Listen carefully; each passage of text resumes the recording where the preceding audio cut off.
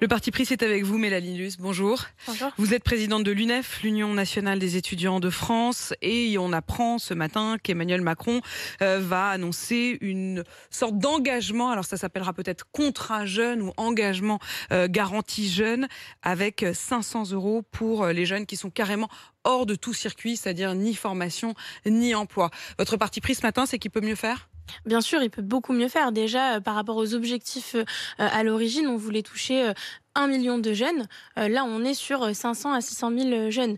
Donc, c'est des objectifs qui sont très restreints. Puis surtout, c'est pas le RSA en fait, tout simplement. Et là, ce que les jeunes, sans rien, justement, sans formation, sans emploi, ils attendent, c'est tout simplement de rentrer dans le droit commun. On comprend pas pourquoi on est majeur légalement, mais socialement, on nous dit « Ah non, t'es trop jeune pour avoir le droit aux mêmes droits sociaux que les autres ». Le RSA, c'est une protection qui, à minima, nous permet, nous garantit, si on n'a rien, d'avoir un minimum de financement. Qu'est-ce qui bloque ? Pourquoi pas le RSA ? Pourquoi faire un autre schmilblick en quelque sorte ? Mais je pense qu'il y a une volonté de faire des économies, parce que concrètement, ça coûte beaucoup moins cher de faire un revenu d'engagement que de faire le RSA. Et puis après, il y a aussi tout ce que nous, on appelle un peu une infantilisation des jeunes. On considère que là, par exemple, il faut conditionner le revenu d'engagement à un contrat d'engagement. Donc les jeunes vont contractualiser avec l'État et s'engager à chercher du travail, à s'impliquer dans leur recherche d'emploi, etc. On ne nous fait pas confiance, en fait. C'est un peu ça le sentiment qu'on a. En même temps, dans un sens, vous pouvez pas dire que c'est pas bien d'impliquer davantage les jeunes, de dire c'est donnant-donnant. C'est bien sûr bien d'impliquer les jeunes, mais la question c'est est-ce qu'on les implique ou est-ce qu'au contraire on a un système qui est dans le contrôle des recherches d'emploi qu'on fait.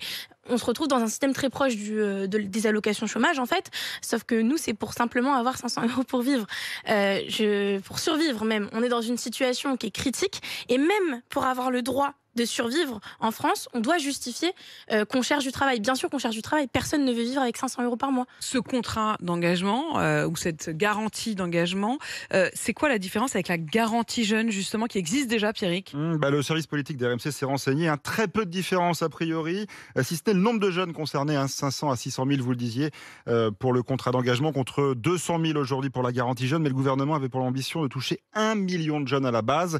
C'est le périmètre en fait qui devait être largement élargi, il ne sera pas largement élargi, tous les jeunes précaires ne pourront pas toucher finalement ce contrat d'engagement. Il n'y aura pas 1 million, mais c'est quand même une mesure électoraliste ?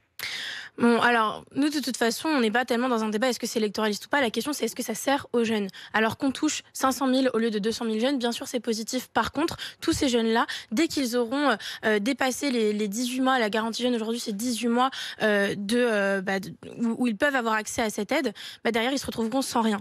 Et ça, c'est très important parce qu'en fait, c'est ça la différence avec le RSA. Le RSA, c'est un minimum social. Il n'y a pas de limite de durée.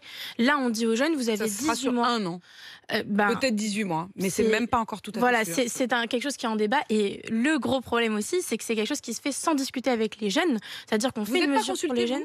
Non, on a eu une réunion en juillet.